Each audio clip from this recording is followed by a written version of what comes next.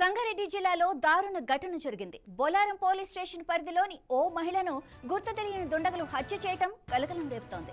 వెంకటేశ్వర కాలనీలో నివాసం ఉంటున్న అనిల్, మీనా దంపతులు సంతకు వెళ్లి తిరిగి వస్తుండగా ఏడీఏ క్రీడా ప్రాంగణం వద్ద ఈ దాడి జరిగినట్లుగా సమాచారం. ఇక మహిళతో అసభ్యకరంగా ప్రవర్తించడాన్ని అడ్డుకున్న భర్తపై కూడా దుండగులు కత్తితో దాడి చేసినట్లు తెలుస్తోంది. ఈ ఘటనలో మీనాను గొంతు కోసి హత్య చేసినట్లు పోలీసులు ప్రాథమికంగా గుర్తించారు. ఇక స్థానికంగా తీవ్ర ఆందోళన కూడా నెలకొంది. ఈ ఘటనకు సంబంధించిన పూర్తి వివరాలు ఇంకా తెలియాల్సి ఉంది.